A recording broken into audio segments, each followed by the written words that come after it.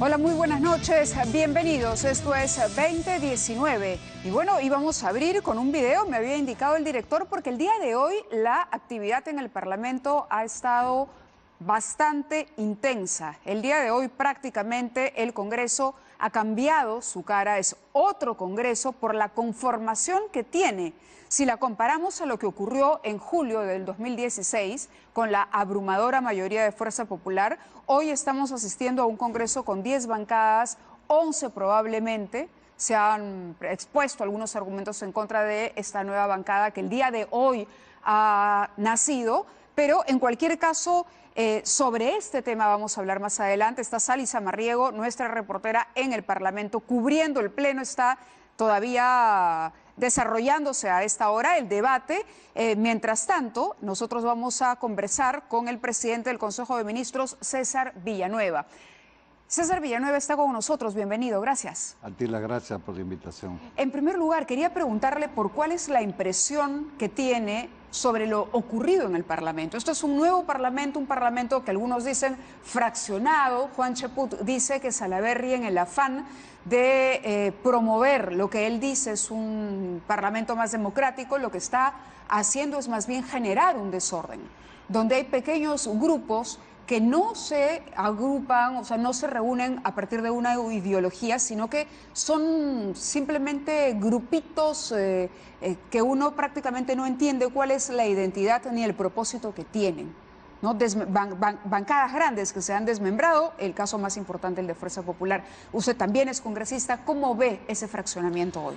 Bueno, a partir de una mayoría absoluta que tenía Fuerza Popular, sin duda alguna, este fraccionamiento lo que hace es equilibrar un poco la situación. Yo creo que es positivo, ¿no?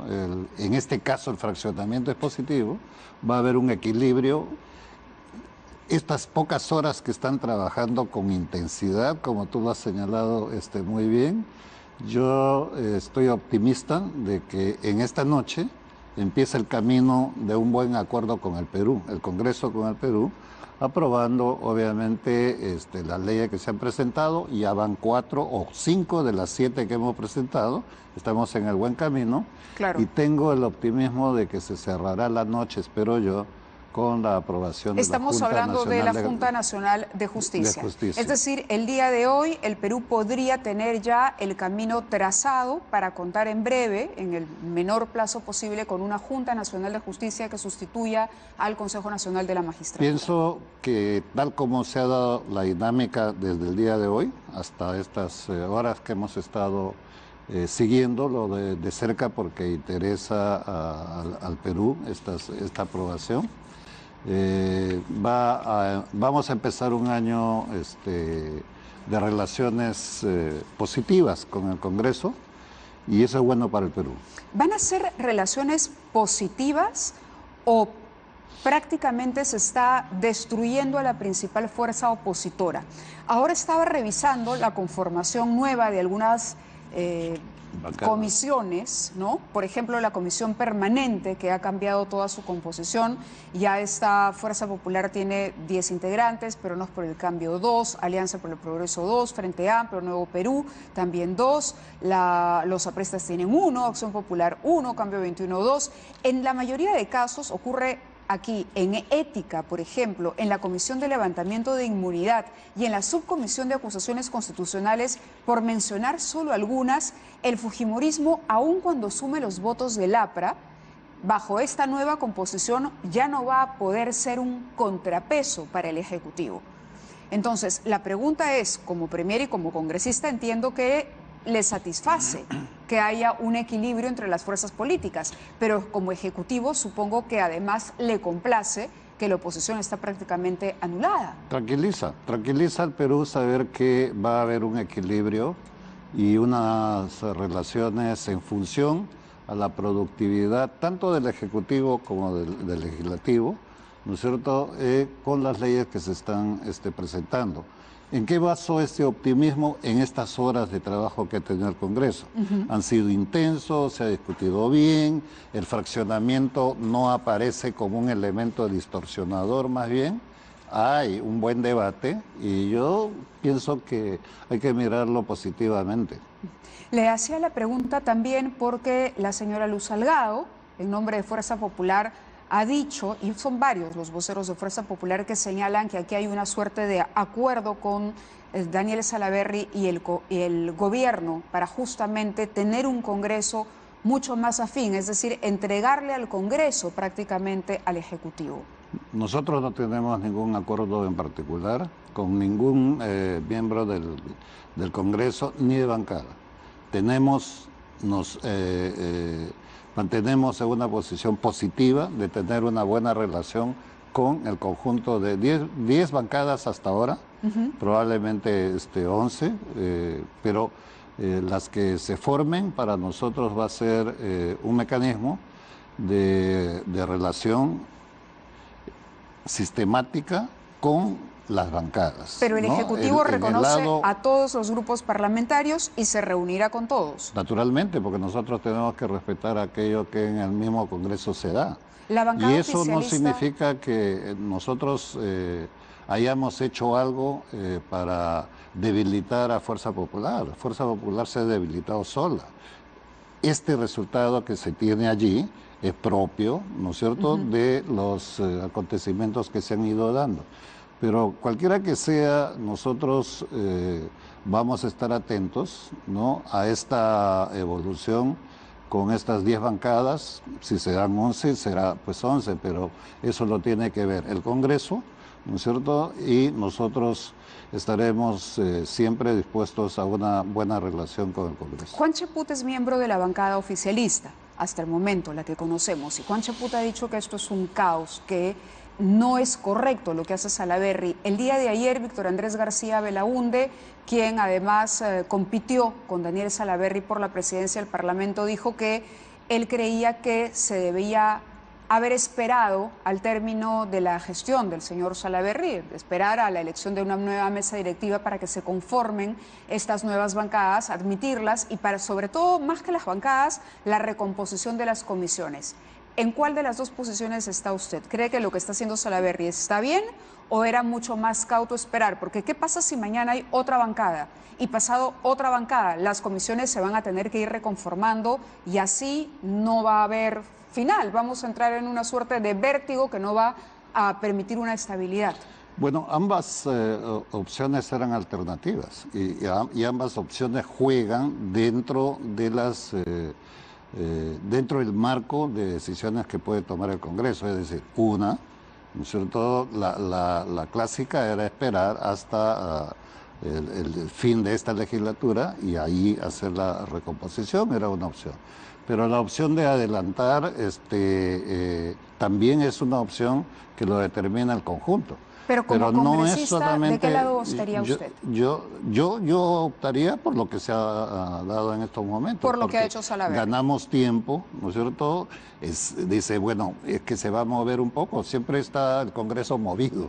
Lo que queremos es un Congreso que, pasado estas etapas, ¿no es cierto?, de conformación de estas bancadas, tome el ritmo que le corresponde. Entonces, 10 bancadas pueden hacer mucho más que una bancada que era con una mayoría absoluta que imponía el tema o la dictadura del voto.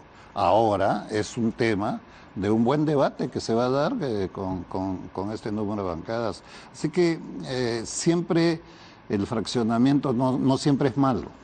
En este caso yo veo un equilibrio muy positivo para el Congreso y estoy seguro de que esta situación va a ir asentándose igual en el número o la participación en las comisiones. De acuerdo.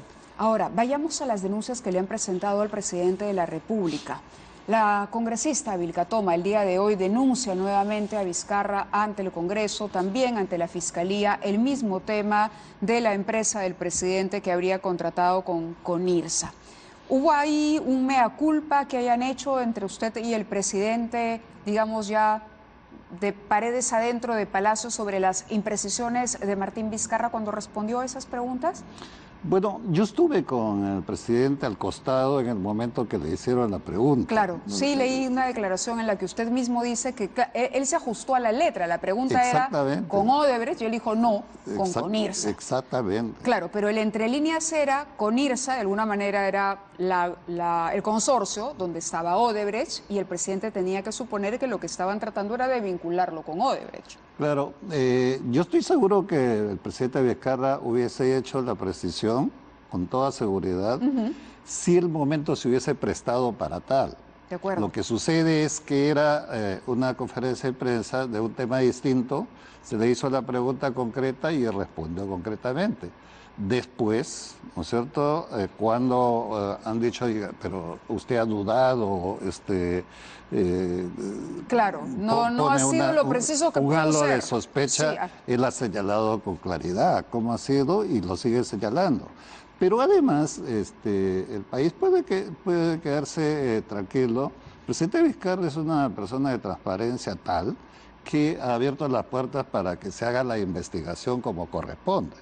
¿No es cierto? El Congreso ha invitado, a través de la comisión, al hermano del presidente a hacer las declaraciones. Él irá en el momento que corresponde y eso se aclarará. Pero así como hay el rigor de pedir la información al presidente y investigación, él ha señalado claramente que nadie está exento de ser investigado o de dar las informaciones Usted que corresponden. mismo lo ha dicho, ¿no? Sí, por supuesto. Entonces, pero si eso se hace así en justicia, tendría que hacerse con miles de proveedores, como ha sido el caso de la firma del presidente. ¿Cuál es la Vizcarra. diferencia entre el caso de Martín Vizcarra y el caso de Pedro Pablo Kuczynski, que es el que usa la congresista Vilcatoma como antecedente en sus dos denuncias? No, son casos, yo considero absolutamente diferentes, ¿no? En el caso de Vizcarra, que es el que conozco más de cerca, porque conozco también la transparencia del presidente, no hay absolutamente nada. En el caso del expresidente Kuczynski, tampoco puedo decir que haya algún hecho mientras no se haga la investigación completa. Entonces, nosotros no podemos ponernos en el plano de lo que no nos corresponde como fiscales, sino más bien hacer que la justicia, sea la Fiscalía o el Poder Judicial en su momento, hagan las investigaciones pertinentes. De acuerdo. Yo creo que ese es bueno para todos. Aun cuando, perdóname, Sí. aun cuando se denuncie a alguien o se sospeche de alguien, es mejor que la investigación libre esa sospecha, porque como vivimos tal nivel de corrupción en el Perú, lo mejor es la transparencia. Y el presidente se allana a las investigaciones. Sin duda, Claro. con toda Ahora, seguridad. claro, volviendo un poco al cuadro que yo le presentaba, al escenario, con un Congreso que resulta mucho más afín al Ejecutivo el día de hoy que el Congreso que le tocó a Pedro Pablo Kuczynski, digamos que una investigación contra Martín Vizcarra no es tan viable ni va a tener tanta suerte como tendría una denuncia contra Kuczynski en el momento en que le tocó a Kuczynski. Sí, pero en este caso no es porque haya un fraccionamiento de las bancadas que el presidente Vizcarra no vaya a tener el rigor de una investigación, ¿no es cierto? Lo que sucede es que pueden ser 3 bancadas o puede haberse mantenido las bancadas anteriores con la investigación. Presidente, no le van a encontrar absolutamente nada porque no ha hecho un acto de dolo, es consecuente con lo que está luchando en estos momentos, por eso estamos nosotros respaldándolo plenamente, ¿no? El día de hoy la Corte Suprema ha rechazado el pedido del expresidente Pedro Pablo Kuczynski para anular la denuncia por la presunta compra de votos ante el Congreso. Usted fue uno de los principales promotores de la segunda vacancia de Pedro Pablo Kuczynski. ¿Cuál es su reacción a la decisión de la Suprema? Bueno, nosotros, particularmente yo, lo confirmo, siempre lo he hecho públicamente, ¿no? Mi papel durante ese proceso, y lo que podemos esperar es que las decisiones en los términos de participación de la justicia, sea dentro del estricto marco del derecho. Y eso nosotros vamos a respetar, yo en particular, ¿no es cierto? Hemos participado en un proceso porque teníamos la convicción de que había que hacerlo abiertamente, sin el hecho, como dijeron en su momento, conspiración, no, abierto, como se tienen que hacer las cosas de frente. Hubo una compra de votos en el caso de Kuczynski. En este caso es la investigación la que determinará claramente y de manera concreta si se efectuó o no se efectuó como tal. ¿Cuál es su opinión, su lectura de los hechos? ¿Hubo o no una negociación, una compra de votos? Hay algo que investigar. Mientras uno tiene una sospecha de posibilidades, hay que investigar. Yo espero, sinceramente, que al final, ¿no es cierto?, la justicia determine cuál es lo correcto y eso lo respetaremos. Pero yo no puedo determinar a priori si se hizo la compra o no se hizo la compra de votos. Ni siquiera a la luz, es decir, por lo menos diría que hubo indicios de una compra de votos. Finalmente, Martín Vizcarra es hoy presidente de la República por un proceso que tuvo que ver con este tema. Sin duda. Porque este es el tema que se denuncia en esa famosa conferencia de Salaverry y Mamani, que es el que obliga a Pedro Pablo Kuczynski a renunciar. Sin duda, por eso le pregunto, y usted es prácticamente la persona de mayor confianza que tiene el presidente Martín Vizcarra, o sea, casi se habla de un matrimonio Vizcarra-Villanueva. En ese caso, ¿tiene usted la certeza, casi certeza, convicción de que hubo una compra de votos? Nosotros, cuando digo nosotros, los que actuamos en ese momento, de la cual yo formaba una parte activa, teníamos indicios de que había una cosa irregular, no tanto como compra de votos, sino decisiones políticas, ¿no es cierto?, en una situación que te dejaba la duda.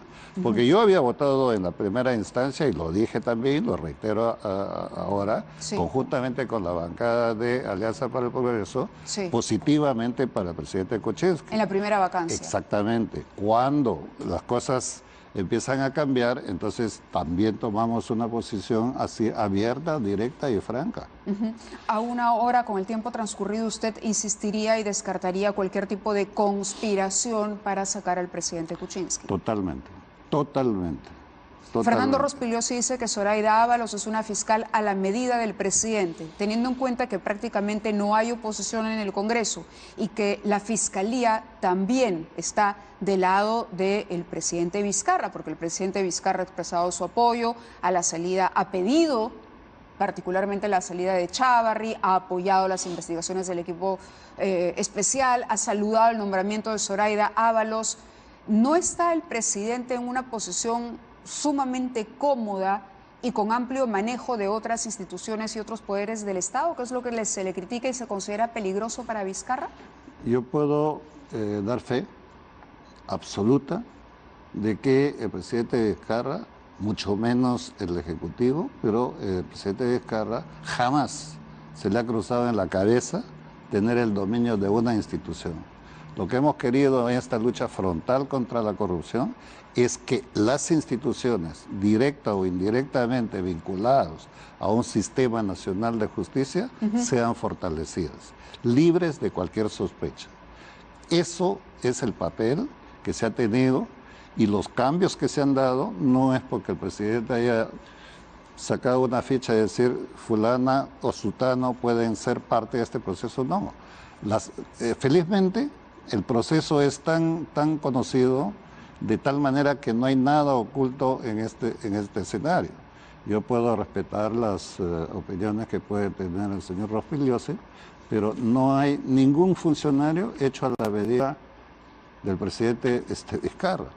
Como dicen en este caso, el matrimonio de confianza con Villanueva. No, en lo absoluto. El presidente Vizcarra, y por eso yo lo aprecio y lo ayudaré siempre, está totalmente comprometido con una causa de ¿También niega que lograr haya hasta el habido 2021. o haya algún tipo de acuerdo con Daniel Salaverry? Ningún tipo de acuerdo, ninguno. Ninguno. Ninguno. Se empezó a señalar eso porque en una fecha, no me acuerdo antes de la...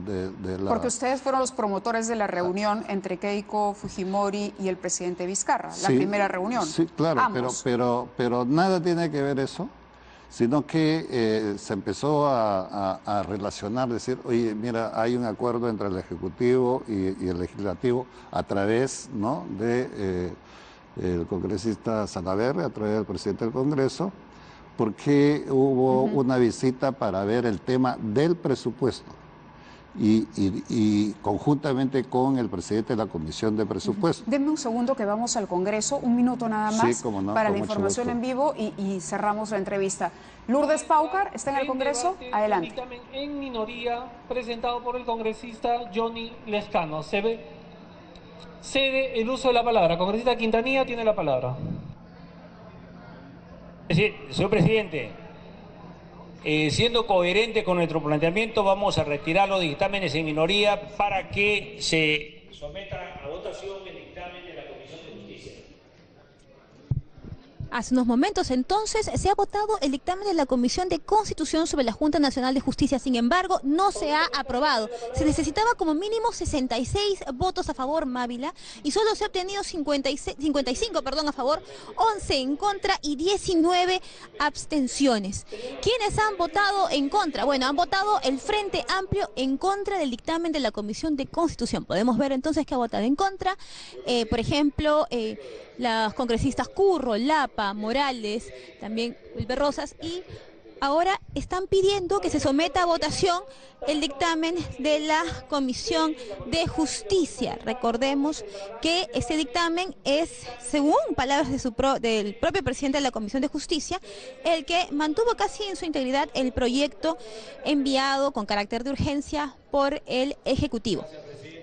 Vamos a escuchar entonces cómo se desarrolla este debate. En los registros del Congreso de la República, el dictamen que ha sido rechazado es un dictamen que ha sido trabajado con todas las instituciones públicas, y quiero advertirle a la ciudadanía que lamentablemente si hoy día no se aprueba el dictamen que requiere ley orgánica, es responsabilidad de quienes no han querido aprobar un dictamen que ha sido trabajado con todas las organizaciones y que han levantado todas las observaciones planteadas. Así que sepa el pueblo peruano que si el proyecto de Junta Nacional no se ha aprobado, que tenía las 30 y tantas observaciones levantadas, será responsabilidad de quienes han votado y su derecho a abstenerse y votar en contra. Gracias. Congresista Wilka tiene la palabra. Presidente, creo que es fundamental que algunas bancadas y sobre todo algunos parlamentarios sean conscientes de este resultado. No se ha aprobado, no por, como dicen algunos, hay un ánimo de obstruir, es porque no se cuenta con los votos, y cuando no se cuenta con los votos, en democracia se dialoga y se tiene un texto de consenso, no se impone. Así que esto nos lleva a justamente trabajar de manera conjunta tanto el dictamen de la Comisión de Constitución como el de Justicia. Eso es lo que hay que hacer, presidente. Acá no vengamos a engañar a la población con ese tipo de discursos y más bien procedamos a lo que corresponde en un espacio democrático, dialogar y buscar el consenso. ¿Algún otro congresista desea hacer Vamos a estar muy pendientes, entonces finalmente parece que no habrá lo que estábamos aquí comentando y alegrándonos de que se vaya a aprobar. Parece que hay ahí problemas todavía en el Parlamento, Premier. Yo siendo congresista conozco bien el Congreso. ¿Y usted qué dice? ¿Mantiene el optimismo? Totalmente. ¿Mantiene el Va a optimismo? haber estos desencuentros y encuentros, pero finalmente la luz se va a abrir en este Correcto. camino. Tengo solo dos preguntas, sé que se tiene que ir. Para cerrar el tema famoso de la supuesta conspiración y eso, Ya. tengo un dato. Usted habla con Daniel Salaverry, esto es al poco tiempo de la juramentación del presidente Vizcarra, el 25 de marzo, de acuerdo al señor Klimper. Ustedes acuerdan que se deberían reunir Keiko y Vizcarra el día 27. ¿De acuerdo? Hasta ahí estamos. ¿Esa reunión fue en casa del señor Mamani? ¿Del señor Mamani? Sí, No. porque se dijo que era en un departamento de San Isidro. Ya, pero señor Mamani ni aparecía por el ¿Pero vecindario. tiene la dirección? ¿Se acuerda de quién era el departamento, la oficina de quién? No, porque yo no estuve en esa reunión. Ajá. pero muy alejado de que pudiese ser la casa del señor Mamani. ¿Seguro? Seguro, totalmente seguro. Absolutamente, porque dice, creen oportuno y entonces se organiza la famosa reunión. Le dijeron que la reunión sería tal día y a tal hora y en tal dirección. Fuimos colectivamente. Fueron el señor Salaverry con la señora Keiko, detalló Klimper. Usted no participó de esa reunión. ¿Y el presidente no le contó exactamente dónde fue? No. Pero ni remotamente. Ni remotamente, Ni remotamente entonces. con el señor Mamani, ¿no? Correcto. Eso por un lado. Y una pregunta última, el tema del aniego en San Juan del Lurigancho, la responsabilidad política, Sedapal y el ministro de Vivienda, ¿para cuándo se va a conocer exactamente? Nosotros, a ver, desde el primer día, nosotros llegamos a San Juan con el presidente que veníamos de una ceremonia justamente de iniciar un proceso de agua, ¿no? Porque y pasamos por ahí. Ya se alertaba de esto a inicios, ¿no? Varias semanas antes de que ocurriese la desgracia ya habían alertas a Sedapal y hasta ahora solamente ha salido el gerente. Sí, ciertamente. Entonces, a partir de eso, la tarea del Ejecutivo, con todos los ministros a la cabeza allí, con el ministro de Defensa, Ambiente, Salud, metido todo un equipo del Ejecutivo allí, era primero atender la situación de emergencia. Claro. Ahora estamos en el proceso de investigar un poco más cómo tiene que... Pero va a haber responsables. Tiene que haber responsables, tiene que haber Sedapal responsables. admite que hay una responsabilidad. Es un problema de ingeniería, es un problema que se tiene que revisar. Claro. Pero cuidadosamente para que no haya el San Benito de que, mira, como esta obra lo ha hecho otro, ustedes están hurgando eso. No, porque acá hubo una alerta. Hechos concretos. Así es, hubo una alerta y reconoce usted que hay una responsabilidad de la gestión actual de Sedapal de no haber atendido esa alerta. Tiene que verla. ¿Y el ministro de Vivienda está dispuesto a asumir esa responsabilidad política? El ministro también? de Vivienda todos los días supervisa la situación de San Juan. Y yo tengo que saludar la actitud solidaria del ministro Piqué en particular, con todo el equipo. ¿Su cargo no está en tela de juicio? No está en tela de juicio, al contrario, es un hombre que está dedicado al 100% a ver cómo resolvemos lo antes posible y estamos en ese camino. De acuerdo. Dios mediante, en las próximas horas o días esto queda totalmente resuelto de una obra que en sí la encontramos muy compleja por la manera como en que se había hecho, claro, y hacia ahí estamos trabajando también en las investigaciones. Le agradezco muchísimo su presencia en el programa como siempre. Vamos a ir a la pausa. Estuvo con nosotros César Villanueva, presidente del Consejo de Ministros, y tenemos que primero que ir al Congreso de la República. Sally Zamarriego está en el lugar. Adelante, Sally.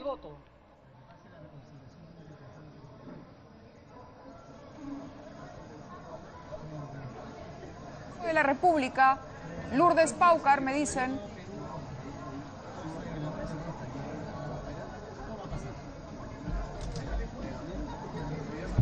Mávila, efectivamente, ha pedido a la congresista Rosa Bartra, presidenta de la Comisión de Constitución, una reconsideración de la votación. Les ha dicho a las otras bancadas que si no se crea la Junta Nacional de Justicia, ellos serán los responsables. Y en estos momentos se está votando. Vamos a escuchar entonces, en unos segundos más, finalmente, cuántos votos se alcanza. Recordarte, como es una ley orgánica, la ley orgánica de la Junta Nacional de Justicia,